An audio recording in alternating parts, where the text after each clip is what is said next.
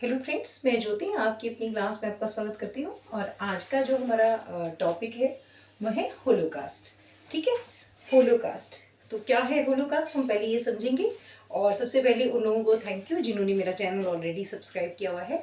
आप सभी से मैं विनती करती हूँ कि मेरे चैनल को सब्सक्राइब करें और जिससे आने वाली जो वीडियोस हैं वो आपको साथ के साथ मिल जाएंगे। और शेयर करें, कमेंट में बताएं कि क्या त्रुटियां हैं और मुझे और क्या सुधार करना चाहिए। ठीक है, चलिए शुरू करते हैं। होलोकास्ट होलोकास्ट क्या है, इससे पहले एक छोटी सी कहानी है जो एक यहूदी परिवार की है।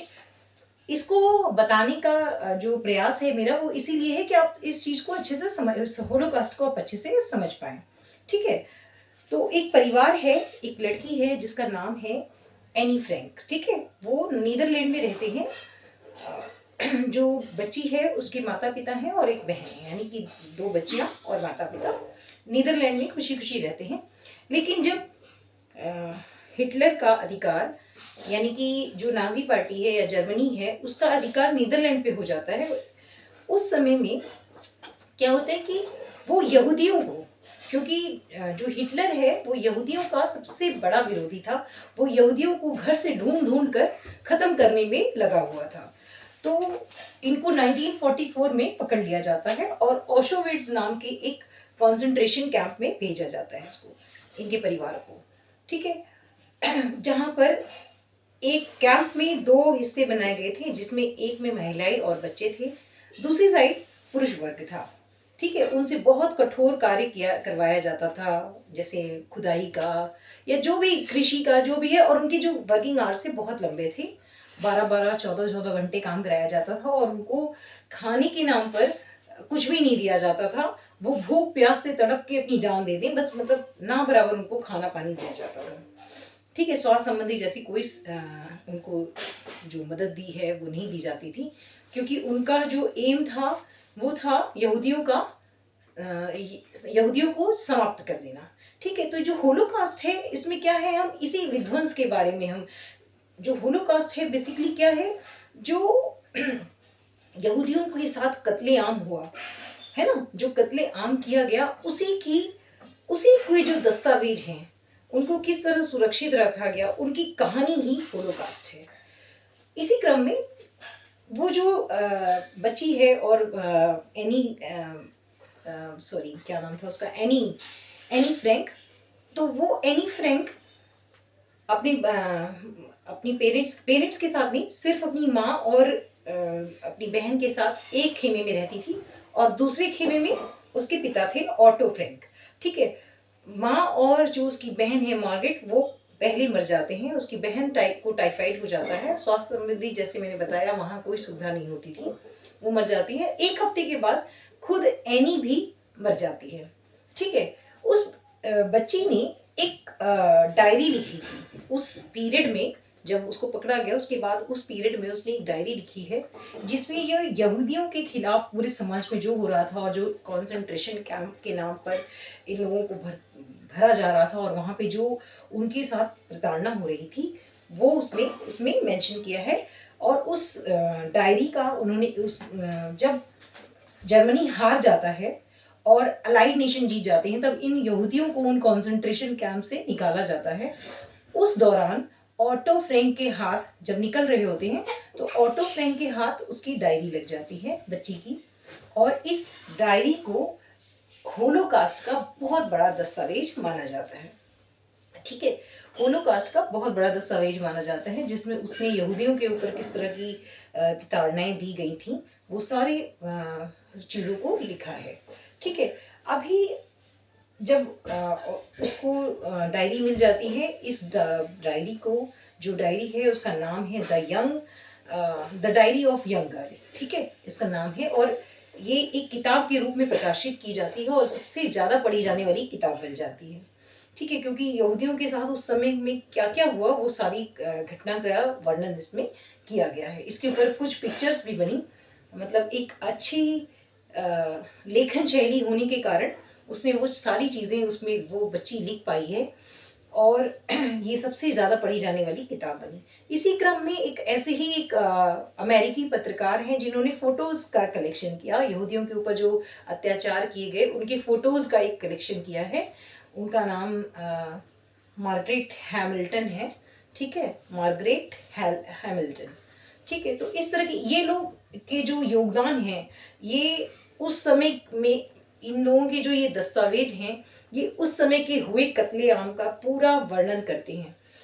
अब हम आगे चलते हैं कि होलोकास्ट क्या है ये समझते हैं। जर्मनी में मैंने आपको बताया कि जर्मनी में लगभग 1933 से लेकर हम माने 1933 टू 1945, जब तक जर्मनी हारा नहीं था, क्योंकि 1945 में जर्मनी ने हार मान ली थी, ठीक है, अलाइड नेशन फिर जीत गया था। ये जो युद्ध चला था द्वितीय विश्व युद्ध, वो 39 टू 45 था, बट सत्ता में तो हिटलर 33 से था। 39 टू ये द्वितीय वर्ल्ड वॉर, यानी कि द्वितीय विश्व युद्ध, ठीक है। देखिए, जो होलोकास्ट क्या है, जो नाजी पार्टी या हिटलर के द्वारा, ठीक है, हिटलर के द्वारा जो यहूदियों के ऊपर, ज्यूस के ऊपर जो अत्याचार किए गए, है ना, जो यहूदियों पर अत्याचार या कत्लेआम, ठीक है, कत्लेआम किया गया, वही क्या है, वही होलोकास्ट है, ठीक है।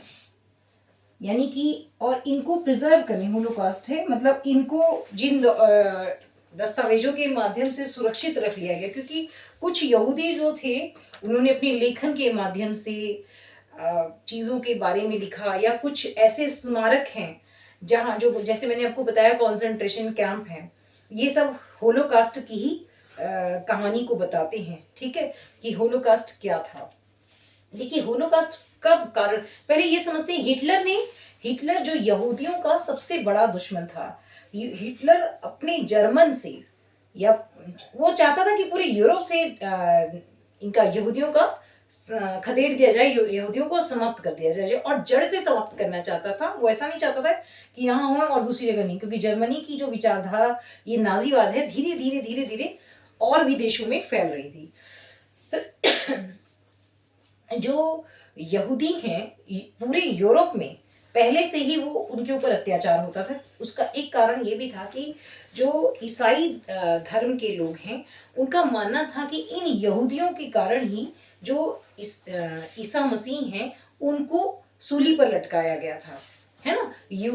जो यहूदी हैं, अगर वो धोखा ना देते, राजा को जाकर ना बताते उस समय, तो शायद ईसा मसीह के साथ सूली पर लटकाने जैसा बड़ा जो ये दुष्कर्म हुआ वो ना होता, ठीक है। तो उनका मानना था कि यहूदी जो हैं वो सबसे बड़े धोखेबाज हैं, और हिटलर का ये मानना था कि प्रथम विश्व युद्ध का जो एक रीजन ये था, एक धार्मिक रीजन मैंने आपको ये बताया, साथ साथ जो हिटलर है उसका मानना है कि प्रथम विश्व युद्ध के जो हारने का कारण है वो भी यहूदी हैं, ठीक है। यहूदियों ने उस समय साथ नहीं दिया, इसलिए वो हार गए, प्रथम विश्व युद्ध हार गए।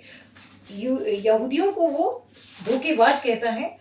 जो उनका प्रोपेगेंडा है इनका हिटलर का, वो कहता है उस प्रोपेगेंडा के माध्यम से यहूदी को जहरीले कीड़े की भांति बताता है कि ये जहरीले कीड़े हैं जो हमेशा डसेंगे ही डसेंगे, यानी समाज को नुकसान पहुंचाएंगे। ऐसा है नहीं, ये उनका ऐसा मानना है, ठीक है। जो नाजीवादी पार्टी थी या जो हिटलर की विचारधारा से प्रभावित थे, उसने अपने प्रोपेगेंडा में ऐसा समाज के दिमाग में ऐसा भर दिया कि जो यहूदी हैं, पूरा नफरत का माहौल बना दिया यहूदियों के खिलाफ, ठीक है। ऐसा भी कई जगह जिक्र आता है कि हिटलर प्रथम विश्व युद्ध के समय में हिटलर ने जर्मनी की तरफ से भाग लिया था, और वो उस समय में एक संदेशवाहक था किसी जगह, जब क्योंकि प्रथम विश्व युद्ध के समय वो किसी जगह छुपा, और ऐसा माना जाता है कि किसी यहूदी ने उसके छुपे होने की सूचना दे दी थी। तो उसके मन में एक यहूदी के खिलाफ ये हमेशा ही धोखेबाज रहेंगे, इनको कभी माफ नहीं किया जा सकता। दूसरा था नस्लवाद।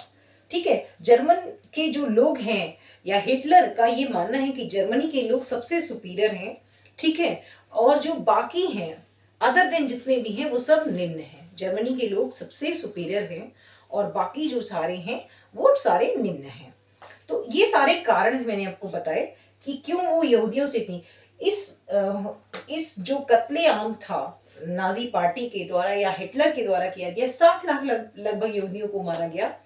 उन यहूदियों को कॉन्सेंट्रेशन कैंप में ले जाया जाता था ढूंढ ढूंढ कर। ठीक है, जब जर्मन में हिटलर शासक बनकर आया, सबसे पहले उसने काम किया कि उसने लोगों के दिल में यहूदियों के खिलाफ नफरत भर दी, जहरीले कीड़े की भांति बताया, और घर घर जाकर यहूदियों को ढूंढा जाने लगा कि कहीं छुपे हैं तो उनको निकालो, और उनको कॉन्सेंट्रेशन कैंप में भेजा जाने लगा। वो कॉन्सेंट्रेशन कैंप में क्या करता था, इन कैंप कॉन्सेंट्रेशन कैंप है ये कॉन्सेंट्रेशन कैंप है। इसमें क्या करते थे, बैरक बना दिए उसने। ठीक है, और एक बैरक में बहुत बहुत सारे लोगों को रखा जाता था। ठीक है, बहुत सारे लोग रहते थे इनमें, एक में बहुत सारे। ठीक है, उनको खड़े होने की या बैठने की भी ठीक से जगह नहीं होती थी, और साइडों से जहरीली गैस छोड़ दी जाती थी। इसके अंदर गैस छोड़ दी जाती थी और लोग तड़प तड़प के मर जाते थे। जो शारीरिक रूप से स्वस्थ होते थे, बलवान होते थे उस समय, उनसे बहुत कार्य करवाया जाता था 18 घंटे, और इस तरह से उनका जो वर्किंग टाइम था बहुत ज़्यादा था, और उनको खाने के लिए कुछ नहीं दिया जाता था, कुछ भूख से तड़प कर मर जाते थे। ठीक है, तो ये उसके कैंप्स थे। इसमें जो कैंप है एक ऑर्सोविट्ज। ठीक है, मैं कैंप का नाम आपको बताती हूँ, ये भी होलोकास्ट का इस जो कैंप है, जो कॉन्सेंट्रेशन कैंप उसने बनाए थे, जो कॉन्सेंट्रेशन कैंप है, ठीक है, इसमें ना एक नाम आता है ओशोविट्स। ओशोविट्स, ठीक है, ये कैंप सबसे बड़ा कैंप था विट्स, जहां पे एनी फ्रैंक रही हुई थी। मैंने आपको बताई अभी कहानी। ओशोविट्स ये पोलैंड में है। ठीक है, पोलैंड पे भी कब्जा कर लिया था ना जर्मनी ने। ठीक है, तो ये जो कैंप है ओशोविट्स में, ये सबसे बड़ा कैंप था कॉन्सेंट्रेशन। ऐसे बहुत सारे कैंप बनाए थे जहां पर यहूदियों को इकट्ठा करके उनके साथ कत्लेआम किया जाता था। साथ साथ जर्मनी में कोई पार्टी समारोह होता था तो उन समारोह में क्या किया जाता था, यहूदियों को नौकर रखा जाता था और उनके साथ वहां भी कत्लेआम होता था। यानी कि समारोह समाप्त, उसके बाद क्या है, वहां अगर क्योंकि सैन्यवाद वहां बहुत था, मैंने आपको पहले बताया, तो मान लो कोई समारोह हुआ, ठीक है, सरकारी समारोह हुआ, वहां पर कोई हथियार आया है तो उन यहूदियों के ऊपर ही उनको इस्तेमाल करके सर्वप्रथम बार देखा जाता था। ठीक है, जैसे कोई गन आई है, कोई नया जो भी कोई इक्विपमेंट है या कोई इस तरह का शस्त्र आया है, वो यहूदियों के ऊपर इस्तेमाल करके दिया जाता था और वो वहीं पर खत्म हो जाते थे। ठीक है, उसमें ये नहीं देखा जाता था कि महिला है या कोई बच्चा है, ठीक है, या कोई बड़ी एज का है या छोटी एज का, कोई भेदभाव नहीं था। बौद्धिक स्तर पे यहूदियों का जो बौद्धिक स्तर था वो बहुत ऊंचा था। ज्यादातर यहूदी पढ़े लिखे थे, लेकिन फिर भी उसने बोला चाहे इनका स्तर कुछ भी हो, इनको माफ नहीं किया जाएगा, इनका कोई भी योगदान हो, चाहे इन्होंने जर्मनी के लिए कुछ किया भी हो, लेकिन फिर भी इनको बख्शा नहीं जाएगा, उनके साथ कत्लेआम होगा। हिटलर ने अकेले लगभग 60 लाख, मैंने जैसे आपको बताया, यहूदियों का कत्लेआम किया, 60 लाख यहूदी। ठीक है, एक बहुत बड़ी जनसंख्या थी ये, और ये जो जनसंख्या है ये पूरी यहूदी जनसंख्या का 1/3 पार्ट था। ठीक है, अकेले, ठीक, जिसका खात्मा हिटलर ने किया। उस दौर में जितने भी यहूदियों को कॉन्सेंट्रेशन कैंप में भेजा जाता था, या जो भी लोग हैं लेखन के माध्यम से, या कोई स्मारक है जहाँ पर कुछ ऐसी घटनाएं हुई, उनको सुरक्षित रखने के लिए यहूदियों ने जो प्रयास किए चोरी चुपके से, ठीक है, वो होलोकास्ट के अंतर्गत आए। जैसे जो कॉन्सेंट्रेशन कैंप हैं उन पे आज भी अगर जाते हैं तो उसको देख के दिल दहल जाता है कि यहाँ पर लोग इन लोगों के साथ ऐसा किया गया। ठीक है, तो आई होप कि आपको ये क्लास अच्छे से समझ में आई होगी। मेरा बताने का पूरा मकसद यही था, होलोकास्ट क्या है, हिटलर के द्वारा यहूदियों का किया जाने वाला जो कत्लेआम है, जो बर्बरता है, वो इस होलोकास्ट के माध्यम से दिखाई गई। होलोकास्ट में बहुत सारे जो जो दस्तावेज थे, उनको जो बच गए थे उनके माध्यम से हमें उस समय की पूरी जानकारी मिल पाती है। ठीक है, तो आई होप कि आपको ये क्लास अच्छी लगी, और प्लीज़ लाइक सब्सक्राइब और शेयर करना ना भूलें। मिलते हैं अगले क्लास में, तब तक के लिए ध्यान रखें, पढ़ाई पर विशेष ध्यान दें। All the best for exam, for your exam, क्योंकि अब धीरे धीरे एग्ज़ाम के आप करीब आ रहे हैं, समय कम है। जब भी आपको समय मिले छोटी छोटी चीज़ों की जानकारी लेते रहें। Thank you.